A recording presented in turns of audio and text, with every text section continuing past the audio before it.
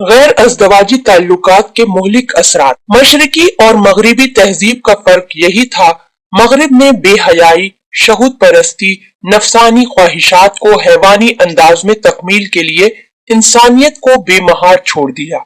जिस तरह जानवर के लिए कोई असूल हयात नहीं होते, उसी तरह उन्होंने इंसान के लिए भी शहूद परस्ती, नफसानी ख्वाहिशात की तकमील का दरवाजा हैवानियत की तरह बिल्कुल बा कर दिया, जिसका नतीजा ये है कि वहां ना मुआशरा है, न खानदान, न माँ बाप का मुकद्दस रिश्ता है, न भाई बहन की मोहब्बत, न मियाँ बीवी का प्यार। मर्द और औरत के बेमंश और आजादाना इख्तलात ने इस मुआशरे के ताने बाने बिखेर दिए। खानदान की बुनियादें हिल गईं, मुआशरती दीवारें ढह गईं। अभी सोशल मीडिया पर अंग्रेजी मुहक्किक की तलाक या शौहर की मौत के बाद जो इद्दत होती है, उस पर उसने तहकीक और रिसर्च किया कि इस्लाम ने मुतल्लका को 3 हैज, हामला को वज़े हमल और मुत्तदा वफात को 4 महीने 10 दिन की इद्दत गुजारने का हुक्म क्यों दिया। उसने ये रिसर्च अपनी बीवी पर की तो पता चला कि मर्द के मादा मनविया के जो स्पर्म होते हैं, उसके असरात पहले और दूसरे हैज के बाद भी बाकी रहते हैं और तीसरे हैज के बाद खत्म हो जाते हैं। और वज़ाए हमल भी ये रहम के दूसरे के मादा मनविया से खाली होने की निशानी है।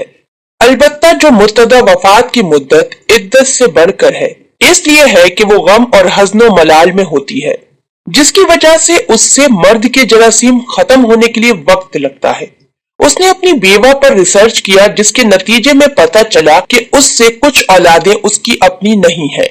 हराम औरत में जब ये मुख्तलिफ अलनू जरासीम यकजा होते हैं, तो उसके नतीजे में उसमें ये जरासीम एड्स की बीमारी की शक्ल अख्तियार कर लेते हैं और वो दूसरे मर्द जो इस औरत से मिलते हैं, उनमें इस बीमारी की मुंतकली का सबब बन जाते हैं।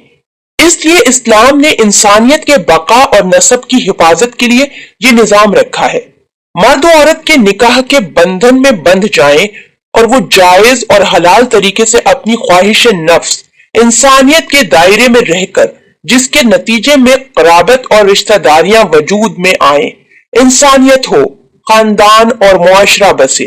फिर जब औरत मुतलका हो जाने पर भी उससे जायज रिश्ता कायम करने के लिए 3 हैज इद्दत गुजारनी पड़ती है। इस्लाम का ये निकाह के रिश्ते पर मबनी ये पाकीज़ा निजाम और बंधन है, जिसके निहायत मजबूत और दुरुस्त और पायदार नताइज होते हैं, जिसके बेशुमार फवायद होते हैं और बेशुमार अजरार और नुकसान से बचाव हो सकता है।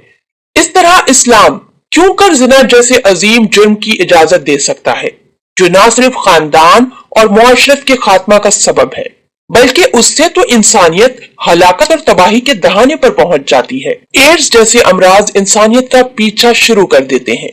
इस्लाम के अलावा शायद कोई मजहब जो जिना जैसे घिनौने अमल को किसी भी सूरत में अच्छा समझता हो। कौन सा ऐसा मर्द है जो ये कबूल करता हो कि उसकी बीवी या उसकी बेटी या उसकी माँ या उसकी बहन लोगों के लिए सामान्य तायुश बने?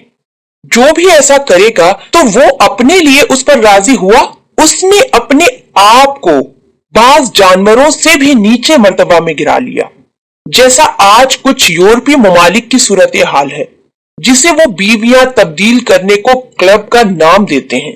सुप्रीम कोर्ट ने जिना को जुर्म करार देने वाला 157 साल कदीम कानून को गैर आईनी बताकर औरत की आजादी के नाम पर गैर अज़दवाजी जिना को जुर्म के दायरे से निकाल दिया। वैसे ही मुआशरे में औरतों के साथ हविसनाकी का सिलसिला जारी है। औरतें और बेटियां गैर महफूज हैं। हर दिन जिनसी हरासानी के वाकयात पेश आते हैं। इस कानून से इसको औरशा मिलेगी और खुल्लम खुल्ला महाबा मर्द और औरत बगैर अज़दवाजी जिंदगी मजे लेने के लिए मर्द औरतों की तलाश में औरतों को हरासा करेंगे और औरतें मर्दों के दिल लुभाने में लगेंगी।